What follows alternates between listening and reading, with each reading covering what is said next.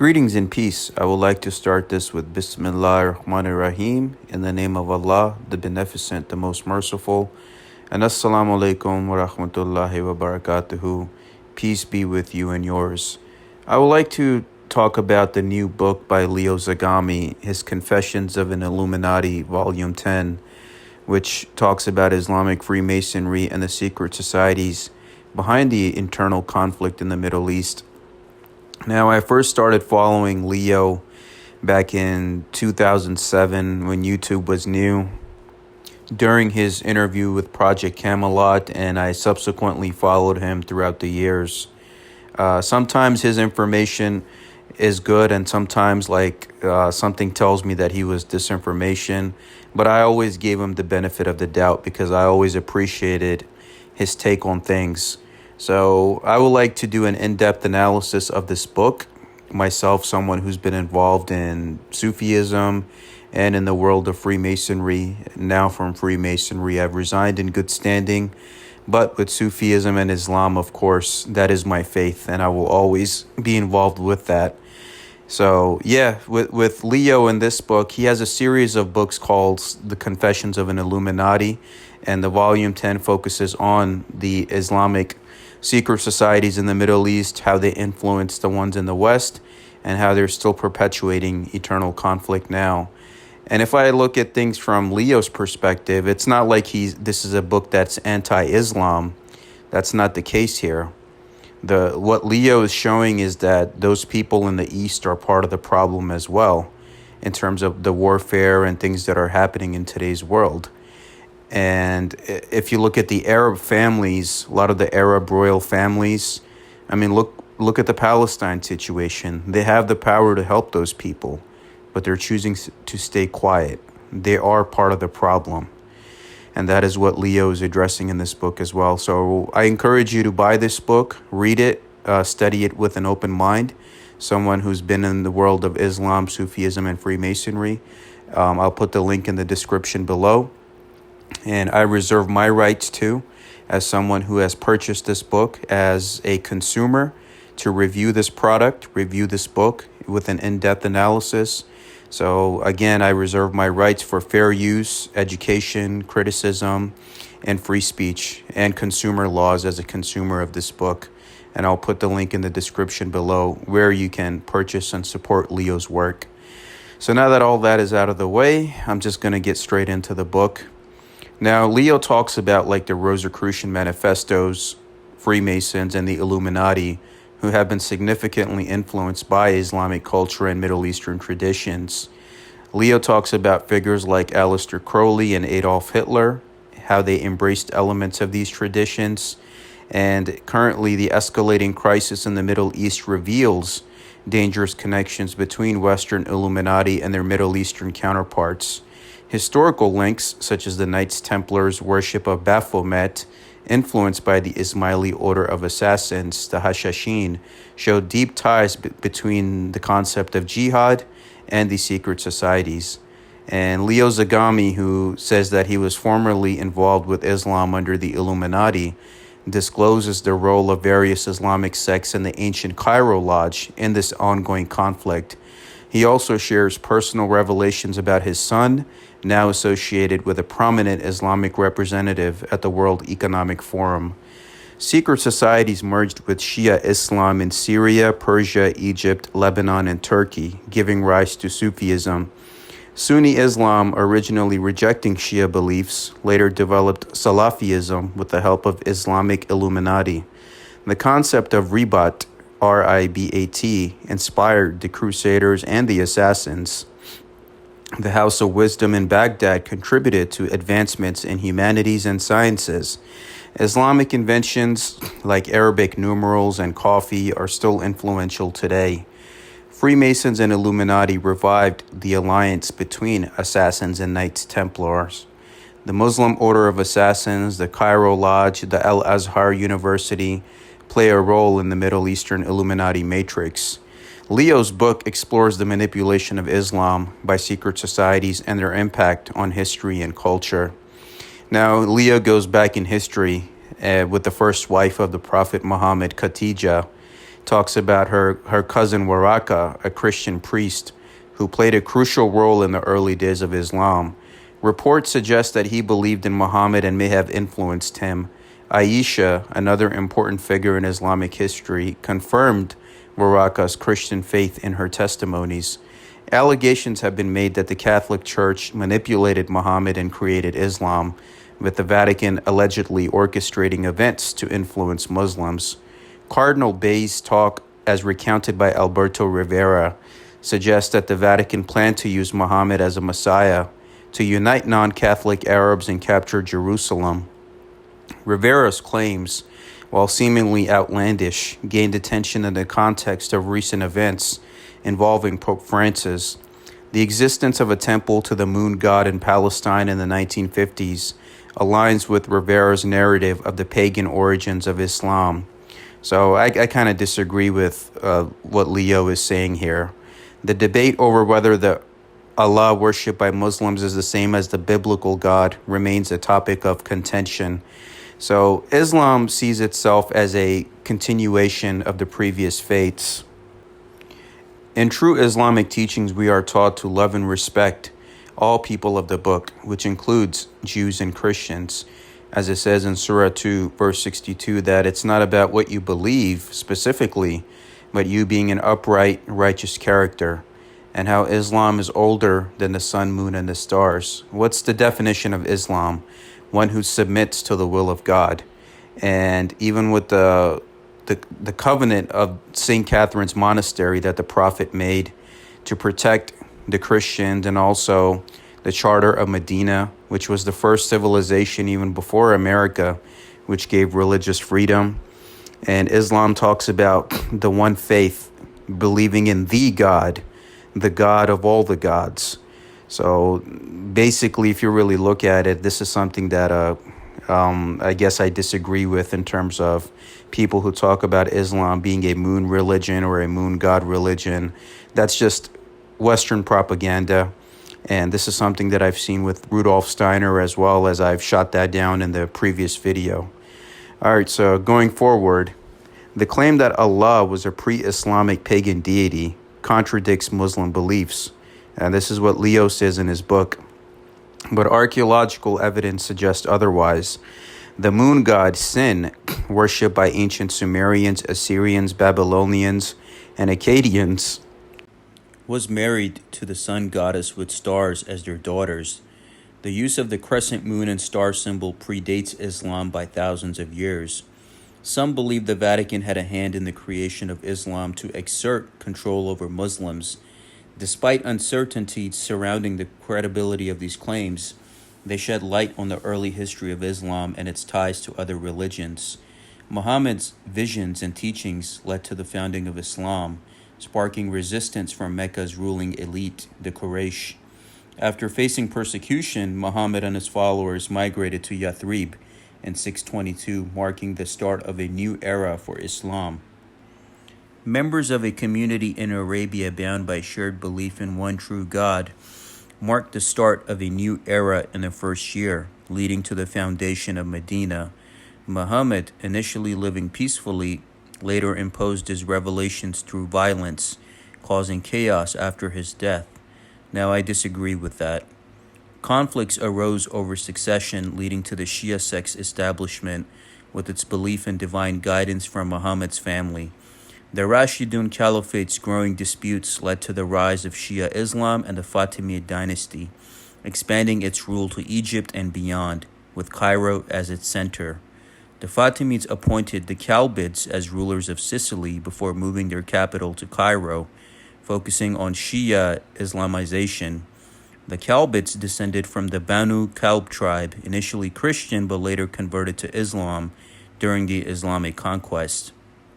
Shiite Muslims were historically in Sicily embraced to a Muslim sect for convenience, not faith.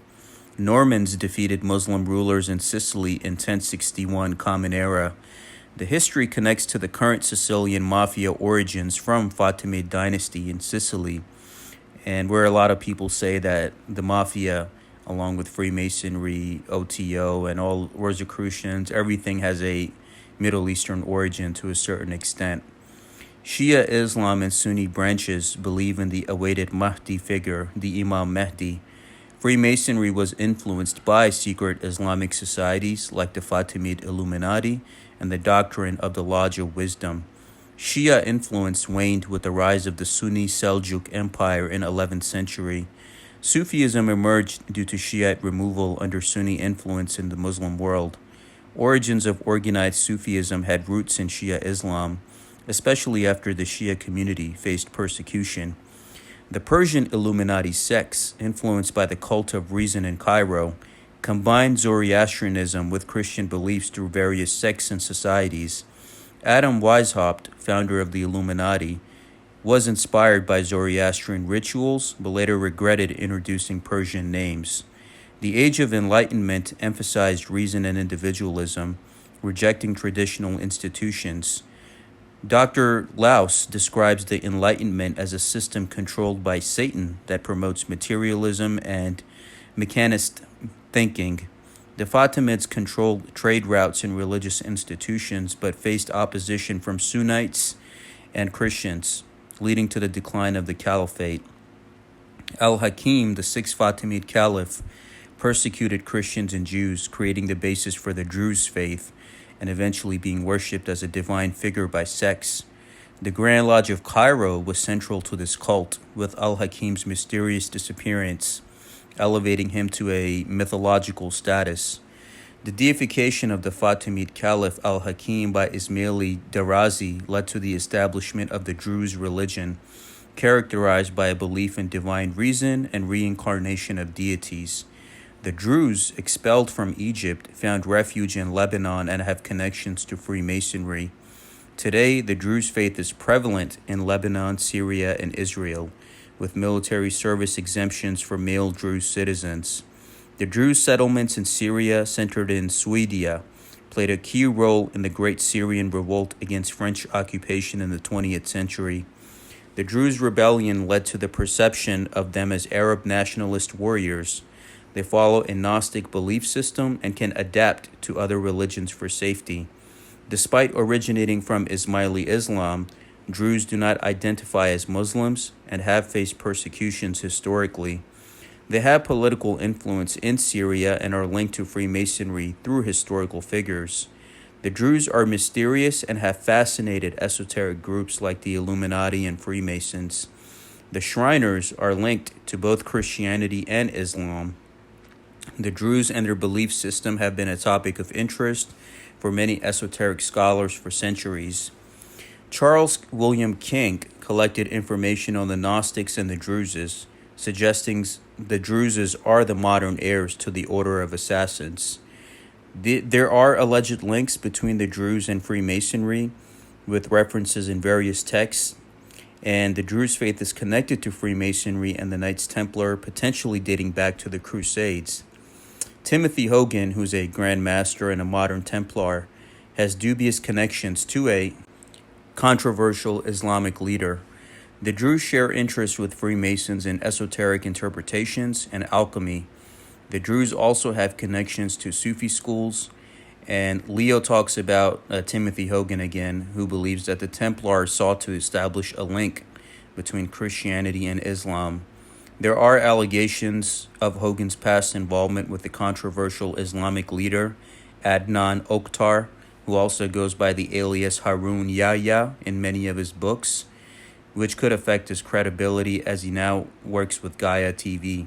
And again, these are Leo's words, not mine. I'm just recounting my in-depth analysis of what I've read and learned from this book. So just wanted to get that out of the way. Israeli Druze politician Ayub Kara has led interfaith dialogues involving the Druze community. Adnan Oktar, also known as Harun Yahya, hosted a delegation that included Rabbi Menachem Froman and Noam Shalit, seeking assistance for the release of his son from Hamas captivity. And keep in mind that Harun Yahya is the same person, the Turkish scholar that you see on TV and YouTube. When he was doing his thing, he was always surrounded by these heavily make-upped women with a lot of makeup on. And even Sean Stone, when he converted to Shia Islam, he went on his program So there was always something fishy about this Harun Yahya Adnan Oktar guy. The Druze system of initiation shared characteristics between Druze and Freemasonry, and the origins of the Order of Assassins are discussed by Leo in this book. The Fatimid Caliphate's decline was influenced by religious tensions, economic difficulties, and the infiltration of early Islam by the Illuminati. The Cairo Lodge of the Illuminati resurfaced with different sects after being exposed in the 1780s. Partisans within the Fatimid sect became sectarians, leading to the division between Nizari and Musta Ali after Caliph al-Muntasir's death. The Nizari Ismaili sect, led by Hassan Sabah, broke off from the Fatimid Caliphate and founded the Order of Assassins in Persia, modern-day Iran. Hassan studied at the Dar al-Alam in Cairo before embarking on his path as a chief Ismaili missionary. The assassins were trained in martial arts, poison, espionage, and knife fighting, inspiring contemporary jihadists. The Knights Templar relied on Hassan's order in dominating Muslim territories. The Order of Assassins, originating from the infamous Cairo Lodge, played a significant role in history as the deadliest and most lethal mystery cult. The book and what Leo says explores the connections between the Order of Assassins, the September 11 attacks, and the Project for the New American Century, PNAC, a neoconservative think tank. Leo mentions the involvement of key figures such as George H.W. Bush, and outlines the history of the Order of Assassins, comparing their methods to those used by Muhammad Atta, the ringleader of the 9/11 attacks. Leo also delves into the CIA's ties with Osama bin Laden and the role of Al-Qaeda. Ultimately, Leo suggests that while 9/11 was an inside job, the actual perpetrators were Muslim mercenaries. But at the same time, keep in mind that Leo's main message is not anti-Islam. He hints at a larger conspiracy involving occult symbols and rituals, questioning the extent to which these events were orchestrated. Basically, you had elements of the Western Illuminati and the Eastern Illuminati that were involved at the end of the day. Some could say it would be criminal elements of the American, Israeli, and Saudi government and intelligence apparatuses. Muhammad Atta, a 9/11 hijacker, was involved in a bizarre upbringing that ultimately led to his involvement in these attacks. His behaviors contradicted the typical Islamic extremist stereotype, as he lived a life of partying and substance abuse. Atta's actions aligned more with that of a professional hitman or spy than a devout Muslim. This challenges the idea of the attacks being solely an inside job by the Western Illuminati, as there is evidence of involvement by Islamic elements as well. Islamic scholars debate the interpretation of jihad, emphasizing the importance of the greater jihad as an internal struggle against evil. The true nature of jihad as either a spiritual struggle or a military one remains a point of contention among scholars and Muslims worldwide. Islamic extremists justify suicide attacks with promises of rewards in paradise, dismissing the concept as incredible. It's dangerous, according to experts. Islamist groups embrace the term martyrdom operation for suicide attacks, which is against Islam, as it tells you in the Holy Quran that if you kill one life, then you killed all of humanity. And if you save one life, you saved all of humanity. So Leo's even discussing the corrupt elements within the Islamic world here, who exploit people for their own benefit. Sunni and Shia clerics like Ayatollah Khamenei and Talagani support the concepts of martyrdom and placed key roles in the Iranian Revolution, using unorthodox methods to implement Sharia law. The rise of Sharia law in the West is seen as a threat to Judeo-Christian faith. From his perspective, I guess, Ayatollah Talagani's involvement with the Fadayan-e-Islam, an Islamist assassination group, highlights the length he was willing to go to implement Sharia law. The group survived as supporters of Ayatollah Khomeini after the execution of Safawi. Talagani emphasized resistance against Israel and the indoctrinated followers on martyrdom. PLO and Fatah helped install Khomeini in power. Talagani brought back ideas of violence advocated by Hassan Sabah, Nizari Ismaili sect. So he was reviving those teachings. The assassins, considered the first Islamic terrorists, eventually turned on each other. The Mongols subdued the Nizari assassins in 1256, while some believe that they're still around today in their own special, secretive ways, just like how the Knights Templar were never truly extinct even after Friday the 13th. These two groups still continue to exist. The Templars were inspired by the Nizari Ismailis. Battles between the Knights Templars and the Saracens in Syria were significant. Sunni Shia fracture led to conflicts. The Crusaders and Assassins had a common enemy and formed an alliance. Ribat was initially fortified centers for defending Islam. The Templars' organizational structure was influenced by the Assassins. The Crusades were inspired by Islam, according to some historical studies, and the Templars were founded in Jerusalem on the Temple Mount. Clothing of the Assassins and Templars were similar, as they both wear red and white, as you even see in the Assassin's Creed video games, that they both share the same colors of red and white. And how even if you look at one of my previous presentations that I did in the Islam, Sufism, and Freemasonry playlist on my YouTube channel, you will see how they had a similar rank structure as well, and how the Templars copied their rank structure. The belief and rituals of the Assassins influenced the Templars, who recruited new members using similar ceremonies. The Assassins targeted Sunni state leaders, similar to the Jewish Sicarii. While the Templars aimed to expand Christian influence, the Assassins used stealth and targeted killings. Today, modern heirs of both orders, like the OSMTH, Osmoth, and the collaborations with the UNRWA, continue their missions. The Templars were accused of worshipping Baphomet, paralleling the Erev Rav in Judaism and their alleged ties to black magic. The close collaboration of the Assassins and Templars, as seen in history and today, showcases their distinct methods and purposes. The term Baphomet was used by the troubadours for Muhammad and mosques, later appearing in trials of the Knights Templar. Scholars have debated its origins, with theories linking it to an Arabic term meaning the father of understanding.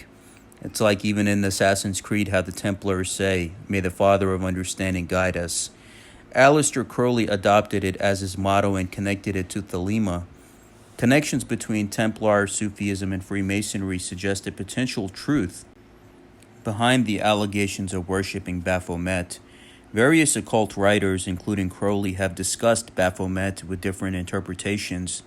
A debated Baphomet-Islam connection was highlighted by Frater Baraka, with support from an Italian Freemason, linking it to a cross representing Prophet Muhammad on a cross found in Turkey in an old church.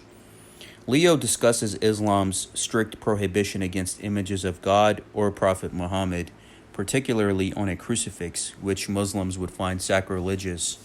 The Quran denies the crucifixion of Jesus, leading to a conflicting interpretations of the cross in Islam.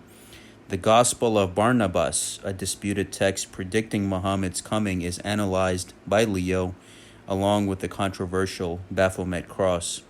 The tense relationship between Muslims and Christians over doctrinal differences and historical events is highlighted by Leo in this book, with implications for religious dialogue and understanding. The origins and reception of the Gospel of Barnabas, as well as connections to Templar heresy and Aleister Crowley's occultism, are explored in this book as well. The complex interplay between Islam and Western esotericism, exemplified by Crowley, is analyzed by Leo, prompting deeper investigation into potential influences and cultural exchanges in religious traditions. This analysis seeks to deepen understanding and provoke critical reflection on the complexities of religious narratives and interactions. The son of Ruhollah Khomeini died before the Iranian Revolution. The current Imam of Shia Imami Ismaili Muslims is Aga Khan IV. Additionally, a portrait of Saladin was created by Ismaili al-Jazari before 1185 Common Era. Aleister Crowley used Oriental sage attire. Freemason Gabriel Mendel Khan wore a 30th degree sash. Baphomet crosses were donated to the author by Mendel Khan. Crowley's experiences with Islam were derived not only from books but also personal experiences and observations. Similarities between Thelema and Islam include both being revealed by a divine source to a prophet. The Quran and the Book of the Law do not have a narrative structure, rather an aphoristic one. Both texts are believed to have direct divine origins and should not be altered. Gabriel communicated with Prophet Muhammad for 23 years, while Iwas dictated the Book of the Law to Crowley in 3 days. And of course, they differ in size and format.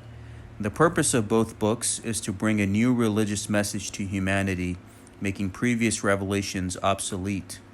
But with the Quran, it tells you to give credence to all books, as Allah says in Surah 5 of the Holy Quran, that I have revealed your religion in stages, and with the final revelation of the Quran, now I have perfected your religion. So the purpose of the Quran is not to make previous revelations obsolete. It's part of that revealing of everything that was being done. And Aleister Crowley's Thelema is connected to religious experiments and beliefs in Cairo with influences from the Illuminati and Sufism.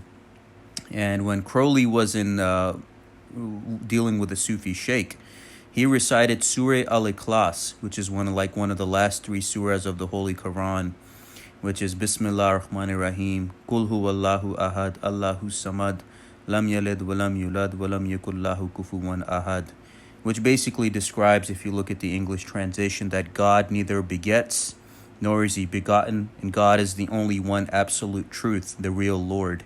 So Crowley recited this 1,111 times consecutively, and that's when that connection was opened for him, and he received that channeling from the entity Iwas. And of course, Lam is one of the names of Allah as well, Alif, Lam, Mim in the Quran. So there you have that. That's why Crowley regards the Prophet Muhammad as a grand magus of his order, and why the Thelemites respect Islam very much. Crowley was inspired by forbidden dreams of visiting Mecca, similar to Sir Richard Francis Burton, who disguised himself as a Muslim to visit the holy city. Burton's travel and interest in occult knowledge led him to Sufism and connections to the Shadili order, causing controversy with the British government. Their journeys and beliefs influenced their writings and perception of religion. Aleister Crowley admired Burton and claimed that Burton's travels might have been inspired by a member of his family, Cagliostro. Crowley believed Cagliostro's stories influenced Burton to visit Mecca. The connection between Thelema and Islam, particularly Sufi Islam, is evident in Crowley's initiation rituals for the OTO. The rituals involve references to Mansur al-Hallaj, a Sufi Muslim figure. Crowley's romanticized references to Islam in the OTO contrast with the historical interactions between the Templars and Saladin, highlighting a complex relationship marked by mutual respect and fierce battles. And as someone who's been through the Scottish Rite, the Knight of St. Andrew degrees kind of shows this as well, for those that have been through it. Crowley's assertion that Saladin was a secret master for the Templars is seen as misleading, as Saladin was a respected knight, not an assassin. British Freemasonry and intelligence were involved in connecting with Crowley as they worked on a Salafi reform. And Leo is right about this, because a lot of the damage that if you see all of these different sects within Islam at the moment, and a lot of it is a damage done by the British and French governments and intelligence so they could maintain their control. There's no doubt about that. A movement within Sunni Islam almost worships Saladin, the founder of the Ayyubid dynasty, renowned for his military genius and chivalry in battling the Crusaders. Contrasting to Saladin, Mansur al-Hallaj, a Sufi, claimed divinity, leading to his controversial execution in Baghdad. Al-Hallaj, influenced by various religious traditions such as Kabbalah, Buddhism, and Shia theology, pushed conservative Sufi boundaries. Renowned for his teachings and mystical practices, he was condemned by Orthodox Muslims, leading to his martyrdom and an enduring legacy within the occult world. Al-Hallaj's inclusion in Crowley's OTO initiatic system reflects his Gnostic and Illuminati connections.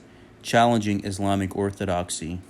His unorthodox beliefs and practices ultimately led to his sacrificial death, symbolizing the clash between traditional Islam and mysticism. Sufi sects honor al-Hallaj's death like Crowley's Illuminati, linking him to Freemasonry's Hiram Abiff and the Dome of the Rock in Jerusalem, tied to Templars and Freemasonry. The possible connection between Templars and Freemasons worshipping Baphomet and Crowley adopting the name hints at the Illuminati's influence on Islam. Sufism's diverse influences include Gnostics, Christianity, Judaism, Buddhism, and Zoroastrianism, shaping its mystical practice and interaction with mainstream Islam, reflecting the broader influence of the Illuminati elite. In the medieval period, Sufi thinkers like al-Ghazali defended Sufism within Orthodox Islam. Sufism involves mysticism and a direct contact with God through practices like zikr, meditation, and Leo claims drug consumption, even though that's not true. Sufism has similarities to Hinduism, but its roots are in interpreting the Quran and the life of Prophet Muhammad. Al-Qidr, an immortal being, is important in Sufism, and some people have tied Al-Qidr to Thoth, the Green Man, Saint Gawain and the Green Knight, and even Utnapishtim, who is the immortal man, as all of it is intertied together. Personal encounters with Al-Qidr are significant to believers. Amid tensions in the Middle East, efforts for interreligious peace were made by a person involved in Freemasonry and Illuminati. Leo talks about how he joined the Sufi tariqa and took on the name Khalid Saifullah Khan, inspired by Crowley's work. However, he later regretted his involvement with Sufism, especially after his wife's betrayal, linked to the Gulen movement, Fethullah Gulen movement, which promotes a more Masonic approach to achieving power. Sufism has been politicized and manipulated by the Illuminati to counter terrorism, presenting it as a positive force, but in reality it is a facade orchestrated by certain elements within Freemasonry and the Illuminati for their own agenda, as evidenced by history. Now, a lot of people can say that, okay, for example, you have the Naqshbandi Haqqani Sufi order, right? Not the Naqshbandis of India or Pakistan, but the Arab or Turkish Naqshbandis who meet with the British royal families. You can look up the pictures. They're meeting with the popes and the Catholic Church. So a lot of people could tie that together as to support what Leo is saying. Fethullah Gulen aims to promote interreligious understanding through the one world religion concept, who's hiding now in the Poconos in Pennsylvania. Despite being labeled a terrorist organization by several countries, Gulen's movement, supported by the CIA, operates through a network of schools and businesses. Gulen is protected in the U.S. by the Biden administration and the Alliance for Shared Values, while facing extradition attempts by Turkey. Sufism is used as a tool of soft power by various states in the U.S. to promote a moderate version of Islam, despite being linked to the Illuminati and Freemasonry. Various Muslim actors strategically mobilize moderate Islam to influence foreign policies. In countries like Pakistan, Barelvi groups align with those in power against extremism. Tahir ul-Qadri, a Barelvi leader, promotes a moderate approach with global endorsements. However, debates over Sufism and public policy may exacerbate radicalization and sectarian divides. The state's promotion of Sufism as a counterterrorism tool may backfire, leading to attacks on Sufi shrines. In response, hardline Islamist groups like the TLP gain popularity in Pakistan. The dynamics between Sufism and Salafism are complex, with Sufi orders targeted by extremist groups. The flawed discourse on Sufism extends to Saudi Arabia. The Saudi religious establishment, born from Islamic revivalism, has ties to Sufism and Freemasonry, leading to the development of Salafi jihadism. The British intelligence services played a role in shaping these movements, including the Muslim Brotherhood, Awami Muslimin. The suppression and persecution of Sufism has been prevalent historically, with various instances of violence and discrimination. Sufism's involvement in political activism challenges the notions that Sufis are apolitical. The intertwining of Freemasonry and Sufism further complicates the narrative. Western scholars' characterization of Sufism as peaceful and Salafism as inherently violent is critiqued by Leo, as both movements have complex histories.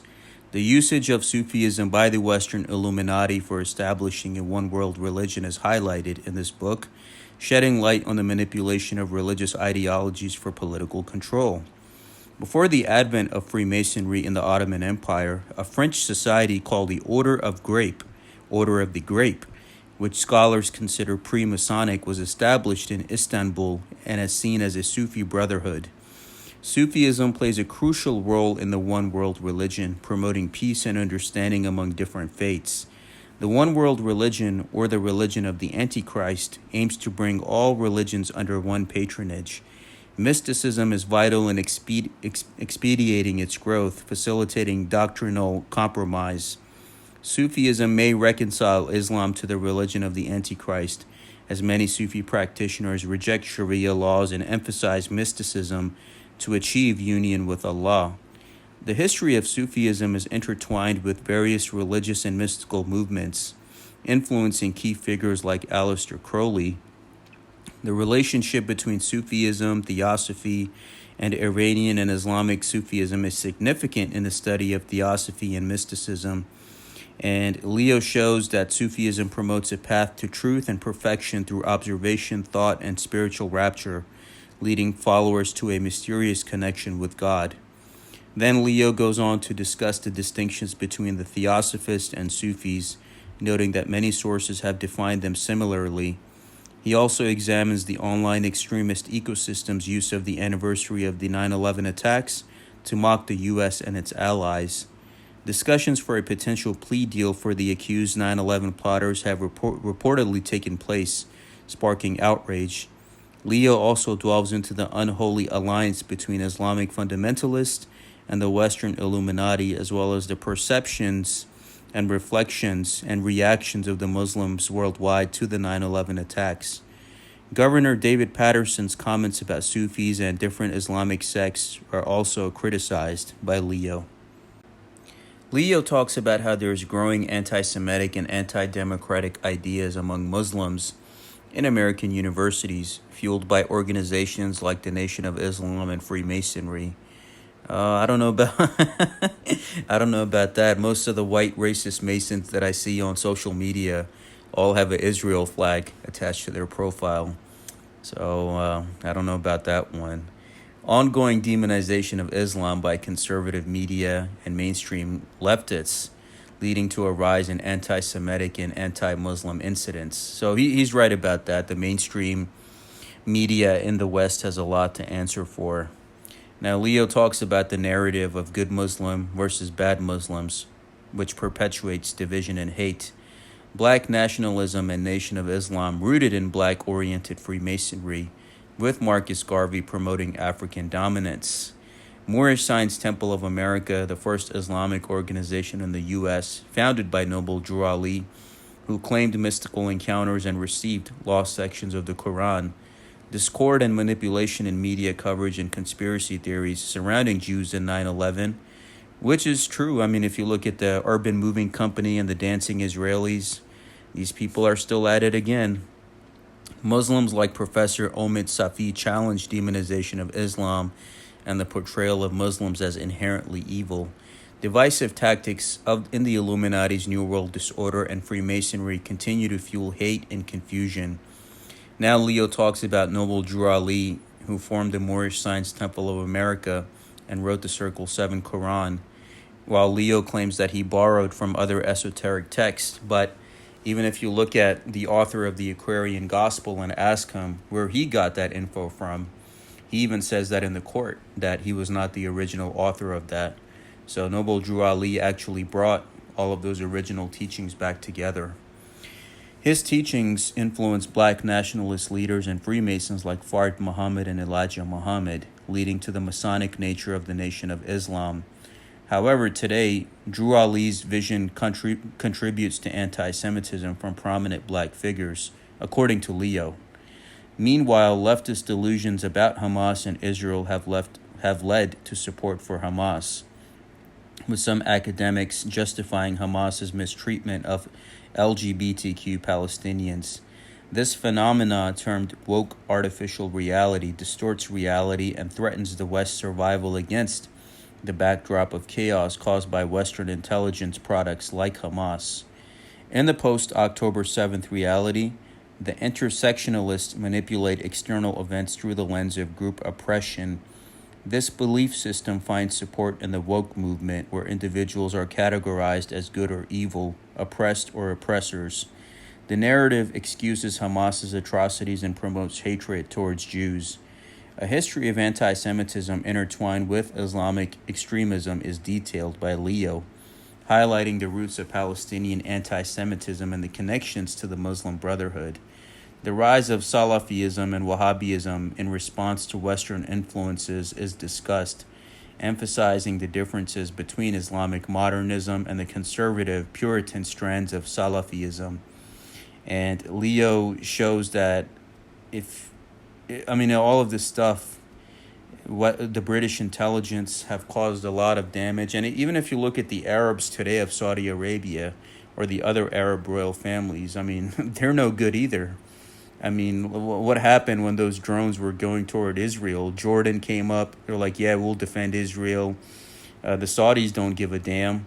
They're doing concerts and wrestling and MMA and all of that in between, while their fellow Muslim brothers and sisters are getting slaughtered. And they have the power to end it through their trade, through their dollar, through their oil, but they're choosing not to do anything. So the Leo, when he fairly critiques all sides, he does have a point. And also, the Zionist rule is ending, as we're seeing right now. And my belief is that if you look at because history repeats itself, if you look at the 88-year timeline, and when Jerusalem was first captured, 88 years later, a figure named Saladin emerged and liberated it. So now, if you look at when the modern Zionist state of Israel was created in 1948, add 88 on top of that, you're looking at the 2030s, and we're getting close to that. And now you see that the world is isolating and cutting off Israel, as those are European imposters, and they have a colonial state, and they're genociding the indigenous people of that land. So there are parts of Leo's narrative that I disagree with here. But yeah, moving on.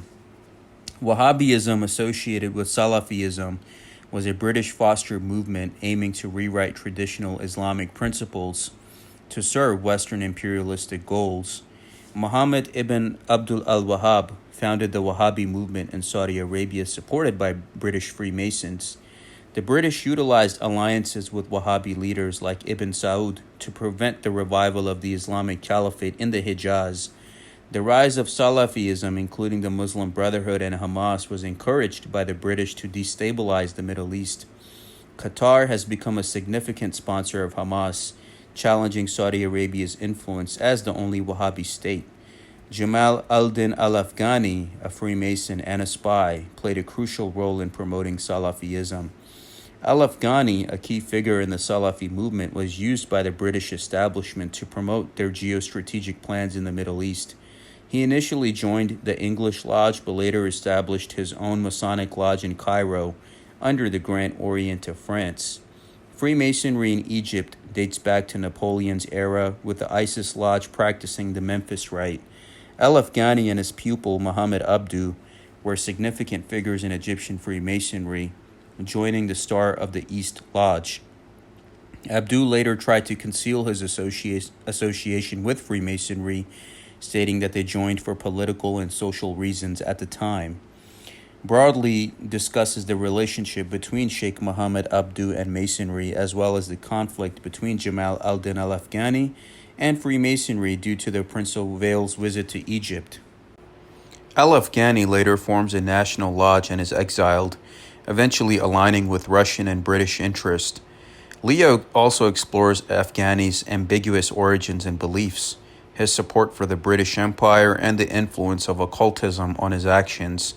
Afghani's ties to Masonic networks and role in Egyptian politics are highlighted, as well as his impact on subsequent figures like Khomeini and bin Laden, who opposed the West while secretly serving their interest. Leo touches on the occult influences in the 12th century, particularly from Aleister Crowley.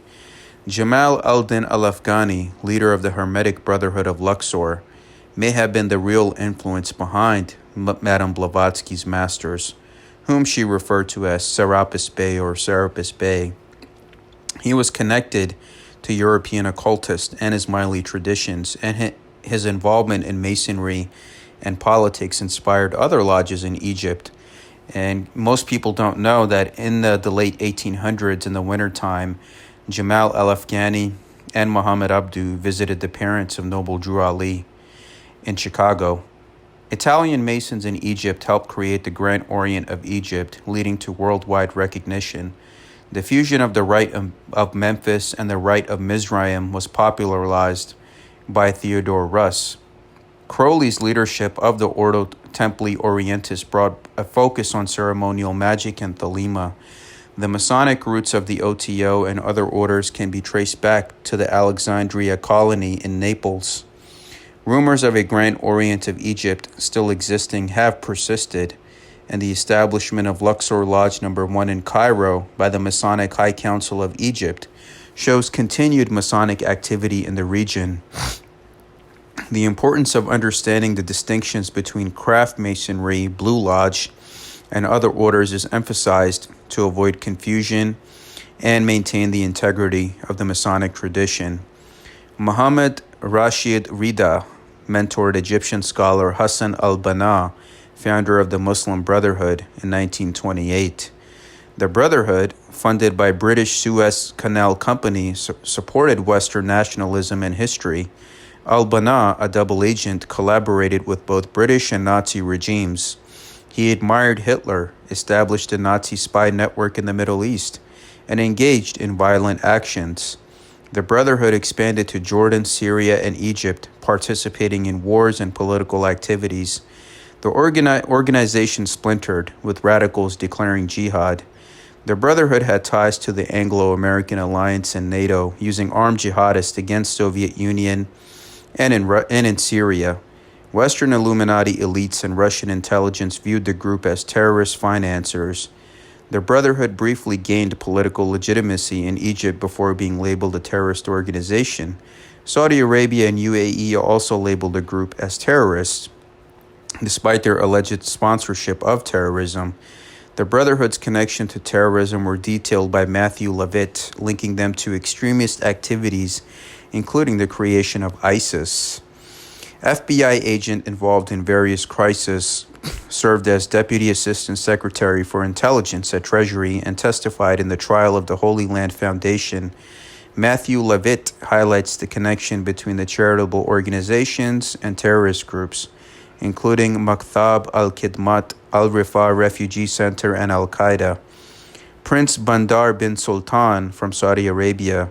His controversial political ties, including arms deals and diplomatic relationships, are discussed along with Al-Yamama's deals and their financial implications and involvement in clandestine operations. The scandal surrounding the deal, alleging bribery and financial corruption, is outlined by Leo, revealing the extent of the Anglo-Dutch financial or oligarchy's influence. The UK Ministry of Defence's role in supervising the deal and the NAO's investigation into bribery allegations are also mentioned. The Guardian recently revealed a suppressed report on corruption in a British-Saudi arms deal, only seen by 2 MPs in a secret hearing.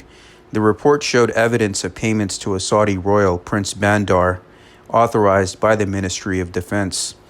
Although the NAO found no corruption, there were signs of funds being diverted. The Alawites, a powerful minority in Syria, follow a Gulat branch of Islam with esoteric beliefs influenced by the Illuminati. The elimination of Egyptian President Sadat in 1861 by dark forces aligned with the British elite and financial lobbies aimed to spread Islamic fundamentalism in the Middle East, to destroy and harm Islam and the Muslims. Now keep in mind, these people are the enemies of Islam. Shia mystics developed esoteric Shia tradition tracing back to Gulat of Kufa in the 8th century, attributing doctrines of Imam Ja'far al-Sadiq. Nuzayri sect preserved doctrines of Abu al-Khattab and al-Mufaddal ibn Umar. People who follow this faith, the Nuzayri sect, kept doctrines secret due to Abbasid Caliphate, influenced by Ibn Nusayr, who claimed intimacy with hidden imams. Al-Hussein ibn Hamdan al-Qasibi founded the Alawite sect with a mystical interpretation of Quran and Docetism. Docetism, seen in Christian Gnostic churches, integrated into Nuzayri doctrine, denying the crucifixion. Doctrine extends to Shia imams as personifications of deity, presenting illusions. Jesus and imams not killed, but only appeared to be, with followers replacing them in martyrdom. Hanzala al-Shibami was spared from death and replaced with Umar ibn al-Khattab, illustrating the concept of Docetism in the Shia tradition. Docetism also applies to other events in Jewish and Muslim history, such as the murder of Abel by Cain and the marriages of Uthman and Umar to the daughters of Muhammad. The Alawites, not to be confused with Alawis, have a secret belief system and rose to political power in Syria in the 1950s. The Hama massacre in 1982 resulted in a crackdown on the Muslim Brotherhood. The Russian naval facility in Tartus reflects the Syrian-Russian alliance, and how even the Russians helped them out when the West was trying to overthrow Bashar al-Assad. Haran became a center of Hermetic gnosis and was significant in Mesopotamian history. The pagans of Haran adopted Hermetica as their scripture to escape persecution. The city's association with the moon god Nana, Sin, made them influential in ancient times, as seen when Julian consulted the oracles before his Persian campaign. The city was criticized by Christian leaders for allowing pagan rituals. The roots of the Illuminati trace back to the moon cult of Haran in Mesopotamia, Iraq, which survived until the Middle Ages. The cult's influence shaped Islamic symbols, knowledge, and architectural styles through figures like Tabit ibn Qurra. Haran's Sabian Hermeticists, or people who follow the Hermetics, also played a crucial role in preserving and transmitting Greek knowledge to the Arab world, influencing the development of Freemasonry in the West. The famous magical text Picatrix, originating from Haran, became a major source of Neoplatonist thought from the Middle Ages to the Renaissance. The Picatrix, known as the Devil's Product, contains magical practices to draw down celestial influences by creating talismans. It also describes an underground vault in the city of Adocentine. The Fama Fraternitas follows the journey of Christian Rosicrucians to gain secret knowledge in the Middle East. It mentions elements and spirits like jinn, influenced by Paracelsus. Leo discusses the translation of Greek words or works into Arabic in the House of Wisdom in Baghdad, and Rosicrucians' learning of Kabbalah and Arabic in Spain. And of course, it was the Moors and Muslims in Spain who brought the Europeans from darkness into light. Further, Leo delves into the conflict between the Muslim and Christian powers in the medieval era, and Rosicrucians' fictional character in Rosicrucianism has Islamic connections, according to Leo. Now, most people do not know that Christian Rosicrucians went to the Middle East and he traveled there. He was initiated by the Sufis and took that knowledge and back to Europe and used it in the Rosicrucian movement. Now, the Qadiriya Sufi order predates Rosicrucianism, with Sheikh Abdul Qadir Jilani being known as the Rose of Baghdad, and how the symbol of the rose is even used in their initiatic ceremonies, symbolizing the union with God, their beloved. So, a lot of these organizations like Rosicrucianism, OTO, Freemasonry, Thelema, etc., all have Middle Eastern and Islamic origins, as I've covered myself in previous presentations. Belgian founder of FUDOSI, Christian Rosicrucians, likely traveled to Middle East in the early 15th century before the fall of Constantinople in 1453. He studied in Jerusalem and Fez, Morocco, possibly with the Brethren of Purity. a mystical society influenced by Pythagoreanism, and later became a Sufi. Leo also discusses Rudolph von Sebottendorf's journey to the Middle East, conversion to Islam, and involvement with the Thule Society, which influenced the Nazi Party. A Turkish landowner, Glauer, worked for the Khedive Abbas Hilmi and became interested in occultism during his time in Turkey. He joined the Bektashi order and later founded a lodge in Istanbul before returning to Germany and founding the Thule Society. The Thule Society had ties to the early Nazi Party, and influential figures such as Rudolf Hess were members. The occult teachings of Rudolph von Sebottendorf played a crucial role in shaping Hitler's ideology and the rise of Nazism. Despite the significance of these teachings, historians like Peter Levenda and Nicholas Goodrick Clark have not given them much attention. French Freemason René Aleo, however, recognized the importance of Sebottendorf's Islamic teachings in the development of Hitler's beliefs. Nazism had strong ties with Islam, as René Guénon studied Islamic esotericism, and Hitler's occult beliefs are often overlooked. The Bektashi Sufi sect, a blend of Sunni and Shia Islam, incorporated Alevism and Hurifism as the concept of Alevi Bektashi in Turkey. Sebottendorf linked Turkish Freemasonry to Bektashi practices and believed in the purity of Sufism. The Bektashi order, also associated with the Janissaries, has faced criticism from Orthodox Muslims for accepting Jews. Sebottendorf's work highlighted the role of Bektashis in shaping the mystical traditions of Europe, connecting them to alchemists and Rosicrucians. Rudolph von Sebottendorf became a consul in Istanbul before traveling to the United States and Central America. He was involved in the Imperial Constantine Order and tried to revive the Thule Society in Munich in 1933, falling out of favor with the Nazi authorities. Sebottendorf worked with the German intelligence service in Turkey during World War II. Mustafa Kemal Ataturk banned Sufi orders in Turkey, but they survived with the help of Turkish Freemasonry. Freemasonry and Bektashism have historical connections, including the Ali Koch Lodge in Belgrade, Serbia. The lodge had members from both Christian and Muslim backgrounds with ties to Bektashi traditions. Ismail Mehmed Said of the Ali Koch Lodge believed Freemasonry and Bektashism were similar. The lodge attempted to create a protocol for Masons and Bektashis to hold common meetings and become full members of their orders. John P. Brown and others explored the history of the Ali Koch Lodge, noting its connection to Bektashi traditions. Brown's report confirms that Freemasons close to Bektashism must become Shia Muslims to fully join the order. Sebottendorf may have been involved in a new secret society blending French Masonry and Bektashism. The Rite of Memphis preserves Hermetic tradition and spirituality of Egypt with 95 degrees. Sebottendorf's Science of the Key focuses on personal transformation and alchemical processes within the human body. The aim is spiritualization of matter and self-completion. The process involves esoteric practices from Oriental Freemasons or Bektashi dervishes. Sedgwick questions the effectiveness of these practices in bringing the true spiritual realization and understanding of Freemasonry and Sufism. Rudolph von Sebottendorf specialized in traditionalism, Islam, Sufi mysticism, and Freemasonry. He describes a mysterious figure called Ben Chassi, who taught Prophet Muhammad's secret formulas engraved on a metallic plate.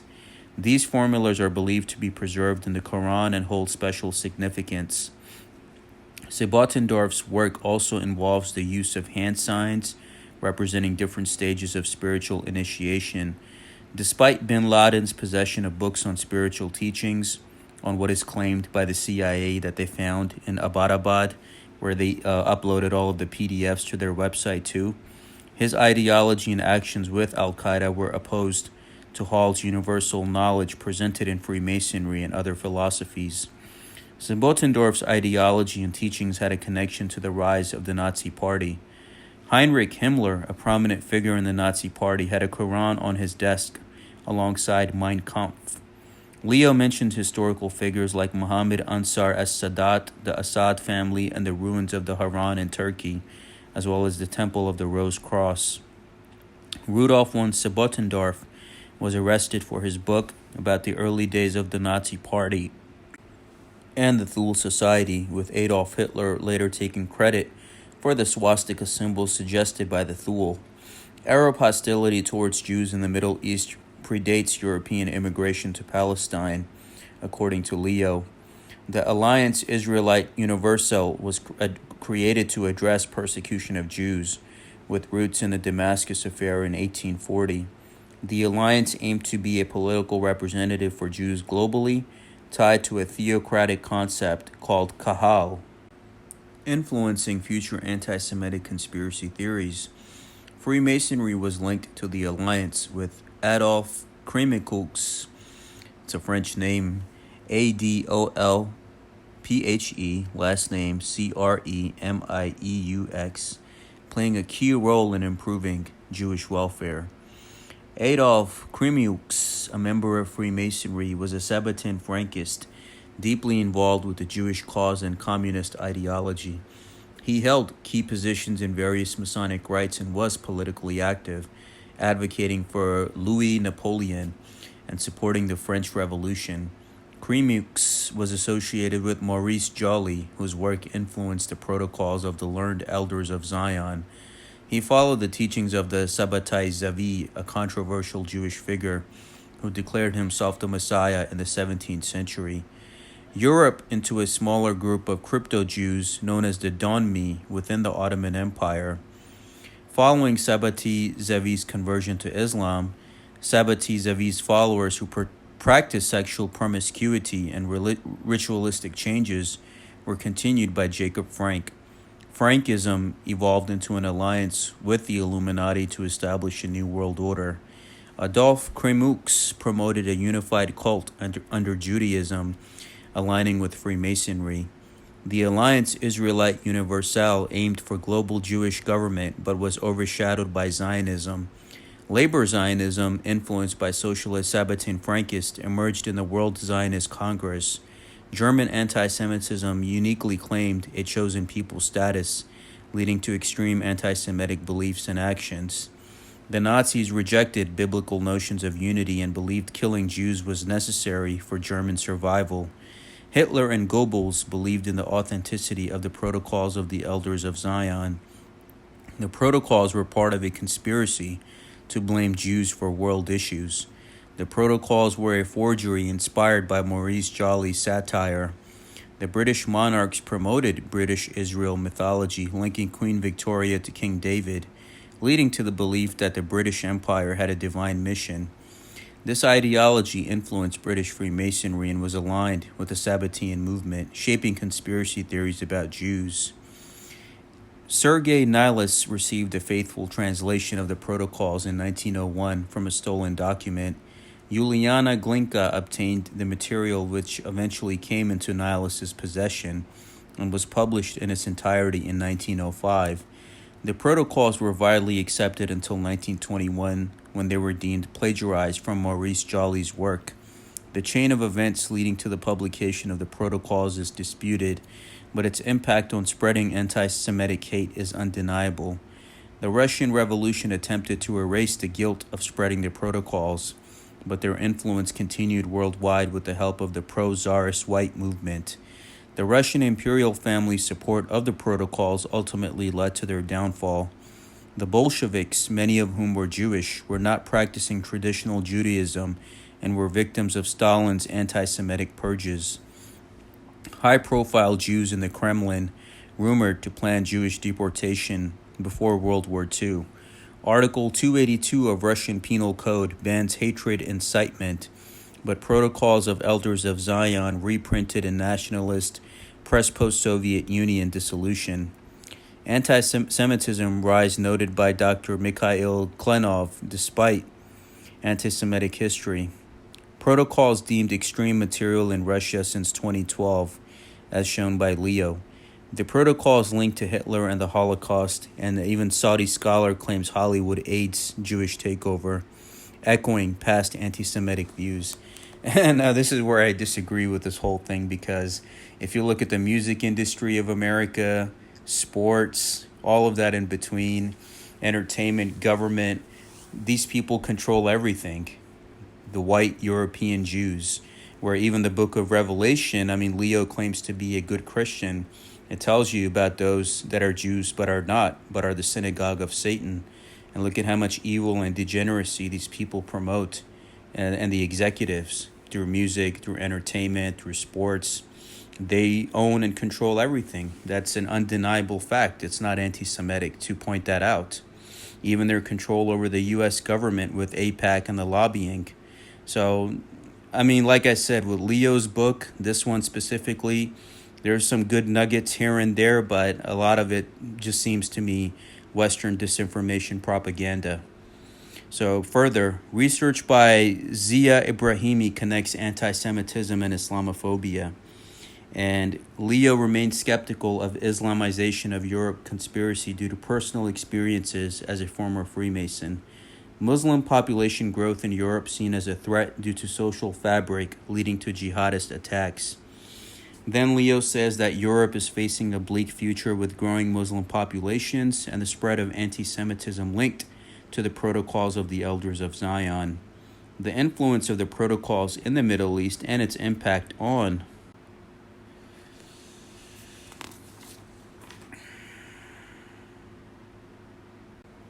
political movements such as Hamas is significant. The history of Zionism in the early 20th century, including discriminatory practices against Arabs, is also discussed by Leo in this book. Barry Kamish, a Canadian-born Israeli author, sheds light on the dangers of the Sabbatean Zionism and its role in shaping Israel's history. His work and teachings on this topic continue to be relevant today, according to Leo. A Canadian intelligence report revealed that Islamic extremists view Freemasonry as their enemy, with connections to Al-Qaeda and global jihadism. The report highlights the anti-Semitic and anti-Masonic sentiments within extremist Islamic groups like Hamas, which has ties to Iran. Changes to Hamas's manifesto in 2017 attempt to soften its image internationally, but its core ideology remains against Israel's existence. The historical links between the Muslim Brotherhood and Freemasonry are downplayed in extremist Islamist narratives. Hezbollah and Iran have significant ties in funding Hamas and other armed Palestinian groups. Iran provides financial aid and military support to Hamas through Iranian technology.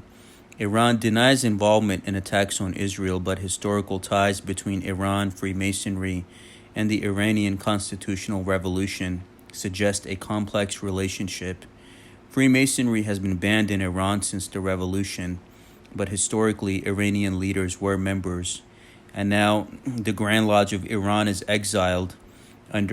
Portions of it are under Massachusetts in America, and of course California, which makes sense since all of the rich Persians are there. Freemasonry provided access to progressive ideas and international connections for Iranian reformers in the 19th and 20th centuries. This history remains relevant in understanding Iran's present distrust of Freemasonry. Between 1925 and 1979, Freemasonry in Iran experienced three phases under the Reza Pahlavi dynasty. The dormant phase from 1925 through 1950 saw limited activity due to political tensions.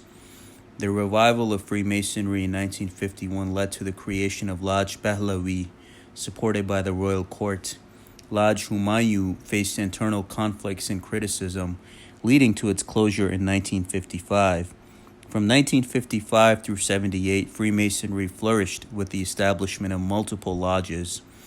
After the 1979 revolution, Freemasonry was banned, but played a role in helping Mohammad Reza Pahlavi transfer his wealth.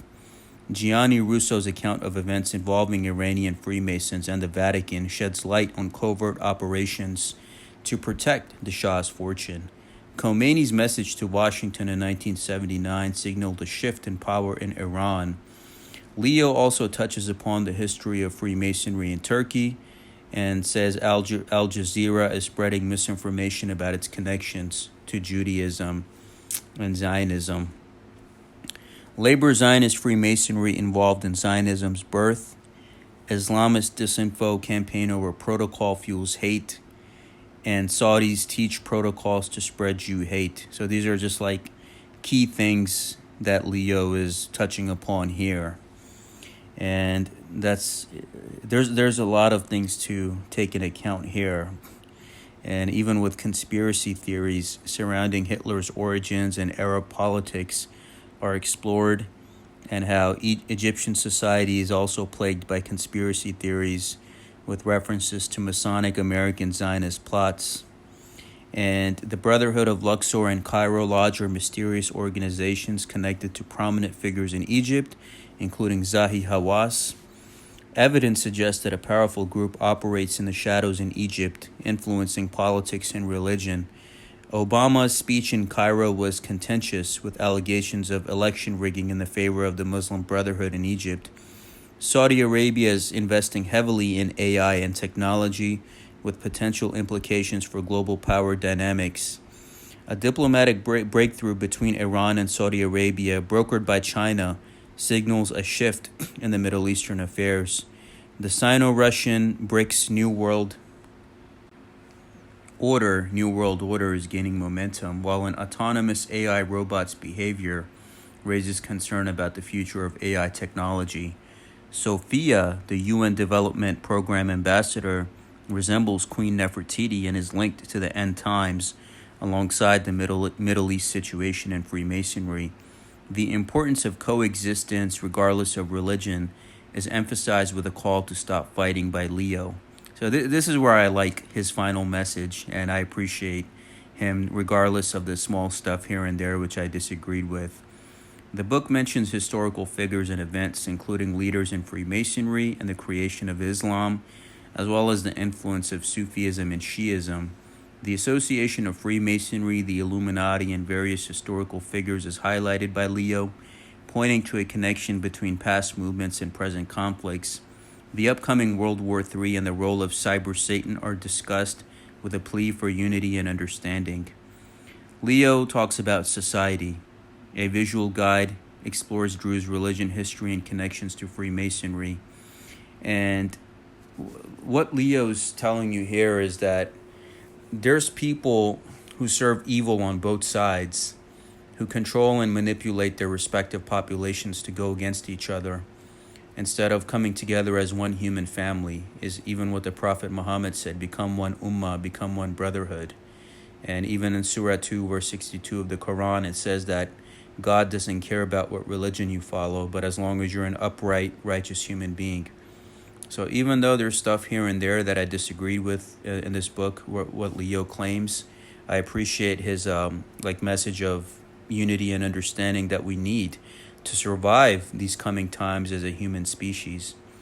I hope you benefited from my in-depth analysis of Leo's latest book. Please check it out. I'll put the link in the description below where you can get it from Amazon and support his work. I got both editions, the Kindle and the paperback, and I reserve my rights as a consumer to review a product I purchased, along with fair use, education, criticism, nonprofit, free speech, and all of that in between. So again, check it out, and I hope you benefited from it. Assalamu alaikum wa rahmatullahi wa barakatuhu.